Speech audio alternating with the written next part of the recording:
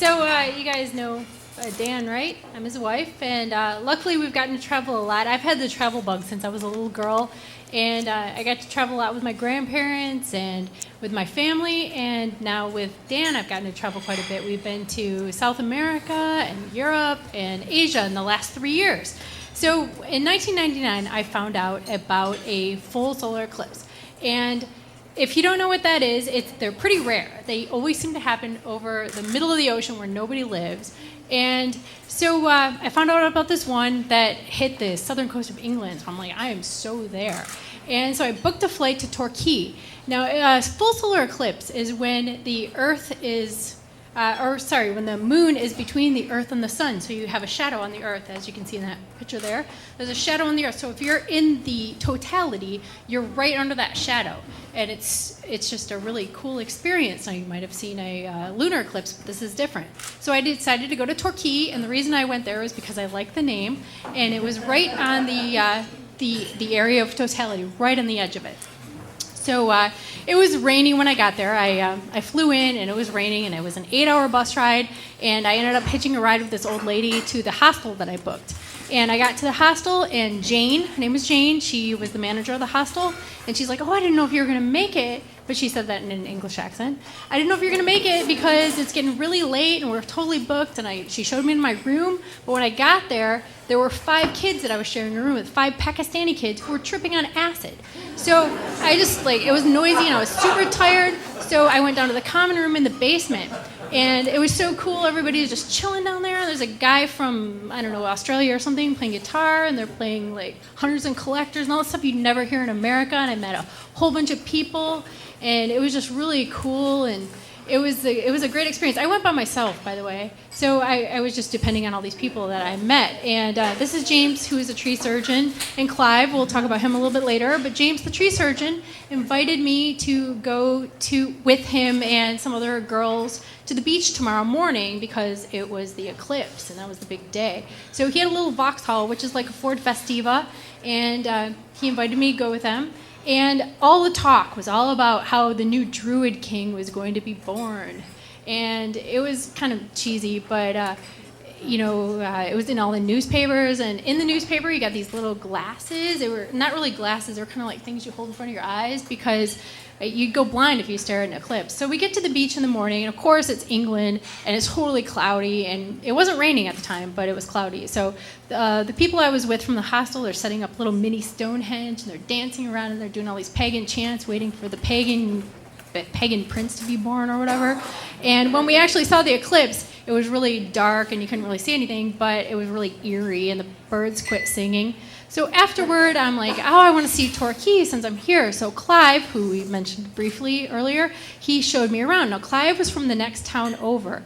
And he was an interesting fellow. He had a broken tooth, and he was just looked a little raggedy. He told me that he lived in a burned-out ambulance behind his mom's house. And he was totally broke. His wallet was stolen the day before, and he went to the police, and the police didn't care. But he had a friend who lived in the next town over who owed him money, but his girlfriend was in a car accident, and she was in a coma, and it was just this crazy story. But I believed him, of course, because I'm naive, maybe? I don't know. But we saw the whole town. It was a beautiful town, and I got hungry, so I'm like, let's get some fish and chips. He's like, oh, I'm hungry. I'm like, I'll buy you some fish and chips. Oh, I'll just take some chips. So I bought him some chips, and so then we went back, and the next day, James, who's the tree surgeon, he took me out to the moors, and the moors are beautiful. It's this treeless area, and we did some hiking, and it was just really nice, and it's beautiful. If you ever go there, I highly recommend going there. And so we went back to the hostel after that, and I ran into Clive, and Clive is all dressed up, and he's got this white suit on. He's like, hey, I went and visited my friend, and I got my money. Do you want to go out for dinner because you've been so nice to me? Okay, sure. But we're meeting some friends from the hostel at the pub at 9, so we just have to be there by then. Okay, no problem. So we go to dinner, and then it was bad Greek food. And then we go to the pub afterwards. Where's Clive? I don't know. Well, I saw him going out to score some drugs. Okay, well, let's go out to a disco. Okay, so Clive is totally forgotten. And So we get back to the hostel that night, and we find Clive totally sprawled out on the front step with his brand new clothes. He's all disheveled and dirty, missing a shoe and everything.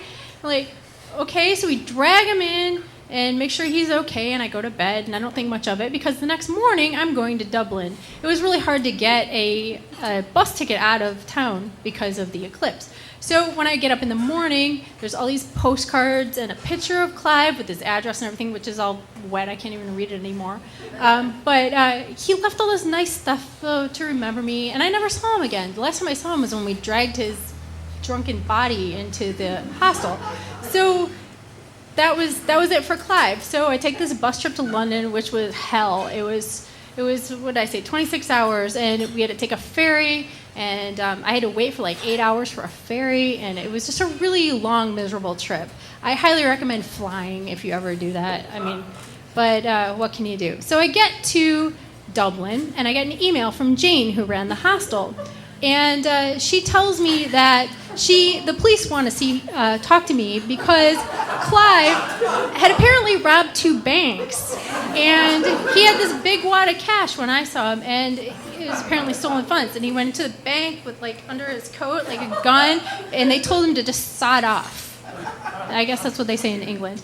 And so anyway, there is a solar eclipse coming up in 2017 that you can witness in America. And actually, Dan and I and our extended family on Dan's side, we're going to England next year, and I'm thinking of looking Clive up and saying hello. So thank you very much.